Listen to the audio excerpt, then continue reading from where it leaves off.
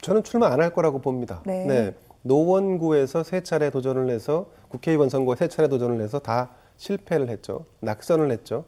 이 지역구 단위 선거라는 것은 경쟁력이 어디서 나오냐면 머슴과 마당새 뭐 이런 그 이미지와 아주 강력한 스킨십 그리고 이성보다는 다소 감정적인 어떤 그 행복 네. 그리고 논리보다는 현실적으로 우리 지역구에 무엇이 필요한가 예를 들어서 대한민국 전체를 상정해 놓고 보면 받지 않을 수 없는데 우리 지역구 입장에서 본다 그러면 도저히 어떤 발전 시설이라든가 이런 걸 지을 수 없다 그래서 지역 이기주의에도 사실은 현실을 반영해서 목소리를 내야 되는 이런 그 이중적 정치인의 태도가 지역구에서는 필요합니다. 그런데 이준석이라고 하는 인물의 정치적인 스타일을 보면 다소 좀 논리적이거나 혹은 이성적이거나 말싸움 같은 거 좋아하지 않습니까? 그리고 이 언론을 통한 고공 플레이에 능할지 모르지만 여전히 지역의 스킨십에는 다소 좀 한계가 있는 게 아닌가라고 하는 평가를 듣고 있습니다. 자, 그런 차원의 종로라고 하는 곳에 정치 1번지에 만약에 출마를 한다 그러면 네. 종로는 아시겠지만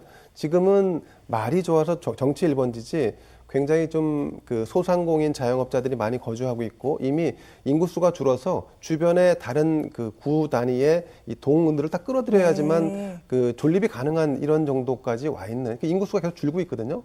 근데 이런 상황에 종로 구민들의 이 투표 표심이라는 것은 사실은 종래의 이 뭐 보수당이었다면 지금은 지난 세 차례 선거에서 다 이 민주당을 선택을 했단 말이죠. 그런 걸 놓고 보면 이준석 후보가 출마한다고 할지라도 당선 가능성은 좀 낮다고 봅니다. 그리고 대선과 함께 가는 선거이기 때문에 대선에 내가 어떤 네. 정당 출신의 어떤 후보를 밀지가 이 종로에 출마한 이 국회의원 후보자의 선택에 중요한 잣대로 작용할 것으로 봅니다. 그래서 이준석 당대표는 당을 이끄는데 주력할 필요가 있지 않나 싶습니다. 그렇군요. 교수님 어떻게 보십니까? 좀 다른 측면에서 이준석 대표가 출마하지 않을 거라고 보는데 네. 종로 출마를 하게 되면 그걸로써 당대표 역할은 끝난다고 봐야 됩니다. 지역 국회의원이 되는 거예요. 네. 그런데 이준석 대표는 이번 대선 기간 동안, 대선 기간까지 당대표의 역할을 실제로 한 거는 한 달이 되지 않습니다. 그러면 언제 당대표를 할 거냐, 당대표 역할을 할 거냐. 이준석 대표가 뭐 때문에 당대표에 나왔죠? 보수 정당의 체질을 바꾸겠다라고 그랬습니다. 그럼 바꿀 수 있는 기회는 언제냐? 대선 아니면은 지방선거예요. 근데 대선에서는 지금 특별하게 역할을 할 수가 없죠. 대선 승리에서 뭔가 자신의 기여도, 당대표의 기여도가 있어야지 선거가 끝난 다음에 지방선거에서 당대표의 주도권 또는 어느 정도의 공천 영향력을 행사할 수 있습니다. 네. 보수 정당을 바꾼다라고 하는 거는 지방선거 출마자들의 연령대를 낮추고 이미지를 바꿔야 됩니다. 그 역할을 이준석 대표가 하지 않으면 굉장히 당대표로서의 역할은 그걸로 끝난다고 봐야 됩니다. 그렇기 때문에 저는 뭐 종로에 나와서 당선될 수도 있고 안 될 수도 있지만 그거보다 중요한 거는 당대표로서 업적을 남겨야 돼요. 그리고 자신이 이후에 5년 뒤가 됐든 10년 뒤가 됐든 대통령 후보까지 나가려고 한다면 뭔가 보수정당사의 커다란 획기적인 변화를 이끌어내야 됩니다. 저는 그것이 바로 내년 지방선거가 네. 그 포인트가 될 수 있기 때문에 지방선거의 이니셔티브를 지려면 주도권을 지려면 종로에 출마하기 어렵겠죠. 아무래도 전국을 돌아다니면서 대선 승리에 기여하는 그리고 책임지는 그런 당대표 역할을 했을 때 이후에 지방선거의 주도권을 질 수 있다라고 하는 측면까지 내다본다면 종로에 국한돼서 뛰는 게 마이너스가 될 수밖에 없다. 좀 그런 점에서 결국은 종로 출마보다는 당대표의 역할을 하는 게 더 중요하지 않을까라고 생각을 합니다. 그렇군요. 지난 17일이 이준석 당대표가 대표로 선출된 지 100일이 되는 날이었고 이날 또 기자회견을 하면서 방금도 교수님 말씀하신 그 내용을 이준석 대표가 얘기하기도 했습니다.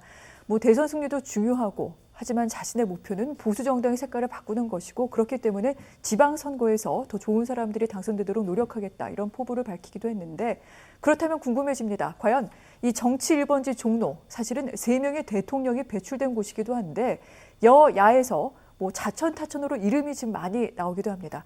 혹시 교수님 여당에서는 어떤 분들이 지금 출마할 것으로 점쳐지나요? 네, 뭐 민주당 쪽에서는 그동안에 이제 종로 출마설이 있었던 임종석 전 실장, 네. 그다음에 지난번 뭐 서울시장 후보로 나왔던 박영선 후보, 그리고 지금 이제 경선을 뛰고 있는 뭐 추미애 후보 이런 인물들 좀 굵직한 인물들 이름이 많이 나오는 것 그러네요. 같아요. 네. 종로가 사실은 그동안에 2번 연속 그 민주당 국회의원이 당선됐죠. 정세균 의원은 총리직을 위해서 그만뒀고요. 그다음에 그래서 이낙연 총리를 지내신 분이 자리를 바꿔서 왔는데 대선을 위해서 또 그만뒀습니다. 자, 종로가 이제까지 민주당을 2번이나 뽑아줬지만 내리 3, 4번 밀어주는 거 결코 쉽지 않아요. 네. 지난번 서울시장 보궐선거에서도 전통적으로 민주당을 지지했던 동쪽, 창신동 지역 빼놓고는 다 국민의힘이 이겼습니다. 네. 자, 그렇게 본다면 민주당이 누가 후보가 됐든지 간에 2번 모두 종로에 뿌리를 내리지 않고 거쳐가는 마치 대선의 징검다리처럼 쓰는 거에 대해서 종로 구민들의 반응이 굉장히 싸늘하다는 점을 인지를 하고 네. 굉장히 종로에 오실 분은 종로에서 앞으로 2번, 3번 한다라고 하는 각오로 오지 않으면 종로 구민들의 반응은 굉장히 냉담할 거다. 뭐 저도 종로에 살고 있는 유권자로서 실제로 주변에서 그런 얘기들이 많거든요. 네. 좀 그런 점에서 본다면 뭐 대선 주자급도 좋지만 네. 종로에서 실질적으로 국회의원 역할을 오래 할 분이 오는 게 민주당도 좀 고민해봐야 될 지점 아닌가 생각이 듭니다. 그렇군요. 상당히 좀 굵직한 중량감의 인사들 이름이 오르내리는데 지금 종로 구민들의 마음은 그것이 아니다. 여기까지 지금 짚어주셨습니다. 혹시 야당 쪽에서는요, 이준석 당대표 외에 또 오르내리는 인사들은 누구누구입니까? 네, 뭐 늘 거론되는 인물들이 다시 또 부상하고 있습니다. 네. 예를들면 나경원 전 의원이라든지 아니면 황교안 전 국무총리 같은 분들, 네. 여기에 더하면 이제 현역 지금 종로의 국민의힘 당협위원장을 맡고 있는 정문원 전 의원, 사실은 지역구가 강원도 속초였는데 지금은 이제 종로에 와서 당협위원장을 맡고 있습니다. 원외 네. 당협위원장. 자, 그런데 이런 분들 말고 제가 개인적으로 예측할 때는 이번 당내 경선에, 그러니까 대선 경선에 나왔던 최재형 후보 혹은 원희룡 전 제주지사 같은 분들이 종로에 출마할 가능성, 정치 1번지라고 하는 상징성에 도전해볼 가능성이 전 높다고 개인적으로 보고요. 네. 근데 다만 이제 여기에 지난번 국회의원 선거 때 적지에 출마하라고 해서 당의 요청에 의해서 자신의 지역구를 버리고 다른 지역으로 출마했던 분들이 있습니다. 이를테면 뭐 김용태, 양천 지역을 버리고 구로로 갔었고요. 이해운, 서초를 버리고 동대문으로 갔었는데 이런 그 적지에 본인의 희생을 해서 선거를 치렀던 분들에게 기회를 다시 한번 부여해야 되는 게 아니냐라고 하는 당내 논의가 좀 있을 수 있고요. 근데 이제 이 보수 정당의 체질상 놓고 보면 또 한 가지 우리가 이 대선 주자가 선출된 다음에 이 국회의원 후보를 선정하지 않습니까? 네. 그래서 대선 후보가 누가 되느냐, 그 대선 후보가 누구를 더 선호하느냐라고 하는 입김도 사실 작용할 네. 소지가 적지 않이 있다고 봅니다.